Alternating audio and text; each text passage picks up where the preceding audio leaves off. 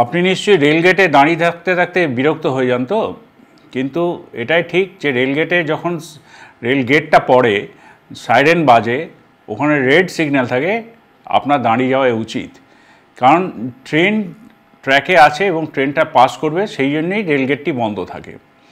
আমরা প্রায়শই দেখি আমাদের রেলগেটগুলিকে মানে বন্ধ হওয়ার মুখেই মানুষজন যান প্রাণ করে ঢুকে যায়, আর ঢুকে গেলে কি হচ্ছে, ট্রেন মুভমেন্ট বন্ধ হয়ে যায়, হ্যাম্পার হয়ে যায়।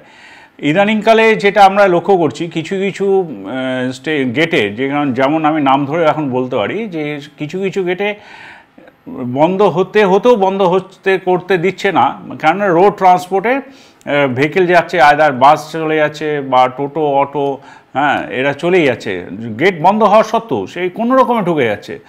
বাধ্য হয়ে আমাদের রেল মুভমেন্ট বন্ধ রাখতে হচ্ছে।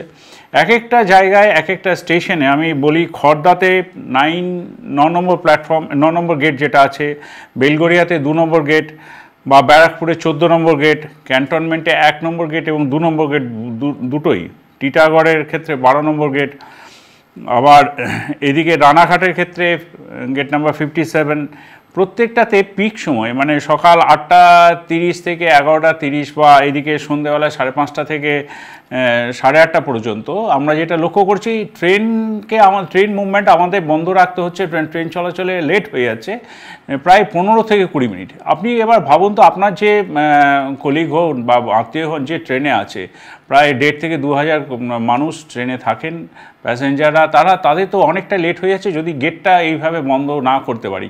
এই যে 15 মিনিট এক একটা গেটে আমি বললাম আটকে যাচ্ছে, তাতে ওই ট্রেনে যারা আছে তাদের কতটা কষ্ট, তাদের কতটা অসুবিধার মধ্যে থাকতে হচ্ছে সেটাও বুঝুন। আবার এইদিকে আসি রিস্টায় 3 নম্বর আর 4 নম্বর গেট, মানে এত ব্যস্ত গেট যে ট্রেন আমরা চালাতেই পারছি না, খুব প্রবলেমও হচ্ছে যে গেট বন্ধ না হলে চলবে কী করে। উত্তরপাড়ায় 2C, বৈদ্যবাটিতে 11 স্পেশাল, তালিতে 56 স্পেশাল, শক্তিগড়ে 44 স্পেশাল, বারুইপাড়ায় আছে, মেমারিতে 32 এবং 33 নম্বর গেট, বেলুড়ে 1.5 নম্বর গেটটা।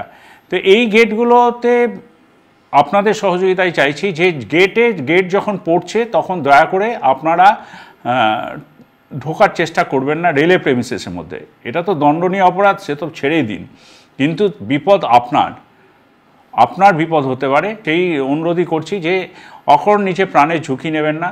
আর আরেকটা কথাও ভাবুন, ট্রেনটা যখন প্ল্যাটফর্মে বা স্টেশনে ঢুকতে পারছে না, অটোমেটিক লেট হচ্ছে।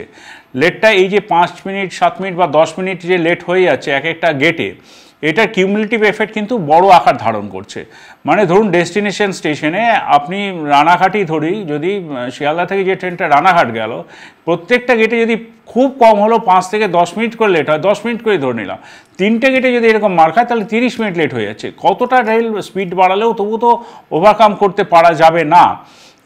সেই জন্যই আপনাদের কাছে সহযোগিতা চাইছি। এবং এটার কিউমুলেটিভ এফেক্টও হয়ে যাচ্ছে না, ফেরার পথে সেই ট্রেনটাকে সে আবার লেট আসছে। তো কেউ আমরা এটা থেকে উইনার হচ্ছি না। আপনিও ট্রেনে অনেক সময় যাচ্ছেন, আপনাকেও এটা ফেস করতে হয়, বা আপনারা যারা গেটে আটকে আছেন তাদের সহযোগিতাটা শুধু কাম্য। একদিন তো আপনিও সেই ট্রেনে অপেক্ষা করেন যে রেলগেটটা বন্ধ হয় না বলে, অফিস ফেরার সময়। এই কথাগুলো মাথায় রাখুন। একটাই মানে ওয়ান লাইনে যেটা বলতে হয় যে নোবডি ইজ উইনিং। রেলের সঙ্গে সহযোগিতা করুন, রেল আপনাদের পাশে আছে, গেটগুলো ঠিক সময় বন্ধ করতে দিন।